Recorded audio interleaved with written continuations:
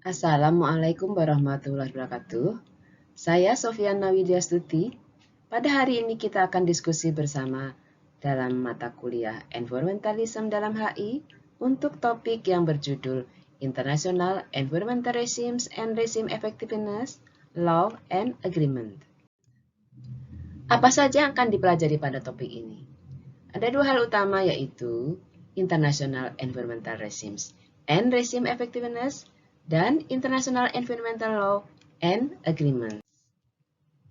International Environmental Regime adalah rezim atau sistem untuk mengelola lingkungan baik secara global maupun nasional yang mencakup kebijakan, konvensi atau perjanjian, dan peraturan terkait lingkungan serta lembaga-lembaga yang mengelolanya. Kebijakan lingkungan internasional mencakup sejumlah isu perlindungan iklim, kebijakan energi berkelanjutan, pelestarian keanekaragaman hayati dan konservasi hutan, laut, dan tanah. Isu terkait lebih lanjut adalah penggurunan, pengelolaan limbah berkelanjutan, dan perlindungan terhadap zat berbahaya. Rezim effectiveness sendiri adalah rezim yang efektif atau rezim yang berhasil mengelola perilaku aktor dan menyelesaikan masalah politik yang dihadapi, yang dalam hal ini berkaitan dengan masalah-masalah lingkungan. Untuk mewujudkan rezim yang efektif, perlu dilakukan evaluasi terhadap kebijakan lingkungan yang diberlakukan, mengidentifikasi faktor-faktor yang telah membantu atau menghambat terwujudnya rezim yang efektif, serta menentukan apakah isu-isu yang berkaitan dengan hak-hak minoritas telah diselesaikan.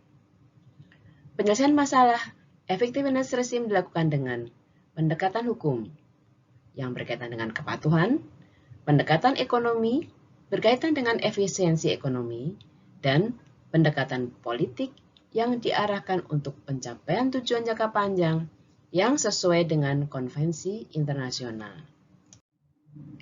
Sedangkan International Environmental Law atau sering disingkat dengan IEL, yaitu hukum lingkungan internasional yang berupaya untuk mengendalikan polusi dan penipisan sumber daya alam dalam kerangka pembangunan berkelanjutan. Ini adalah cabang dari hukum internasional publik, khususnya suatu aturan hukum yang dibuat oleh negara-negara untuk mengatur masalah yang muncul antar negara berkaitan dengan masalah lingkungan. IEL mencakup isu-isu seperti populasi, keanekaragaman hayati, perubahan iklim, penipisan ozon, zat beracun dan berbahaya, polusi udara, darat, laut, dan air lintas batas, konservasi sumber daya laut, penggurunan, dan kerusakan nuklir. Contoh dari IEL antara lain The Declaration of the United Nations Conference on the Human Environment dan the Rio Declaration on Environment and Development. International Environmental Agreements. Ada banyak agreements yang bisa kita diskusikan, tetapi mungkin kali ini kita coba mendiskusikan dua agreements, yaitu Kyoto Protocol dan Paris Agreement. Kedua perjanjian itu memiliki tujuan yang kurang lebih sama, yaitu untuk mengatasi pemanasan global.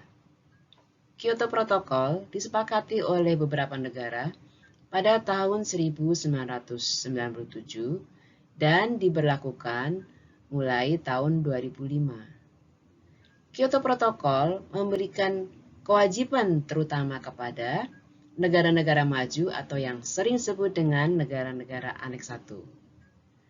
Sedangkan Paris Agreement ditandatangani pada tahun 2015 dan diberlakukan pada tahun 2020 yang ditujukan ke semua negara yang menandatangani perjanjian tersebut.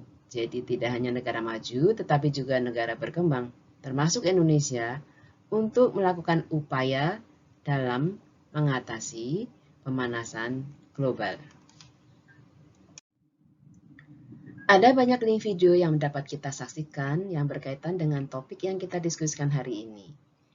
Dari link-link video tersebut, kita akan dapat semakin memahami dan semakin concern bagaimana masalah lingkungan harus kita pecahkan bersama-sama. Terima kasih untuk diskusi kita hari ini. Di lain waktu kita akan bertemu kembali untuk topik-topik lainnya. Wassalamualaikum warahmatullahi wabarakatuh.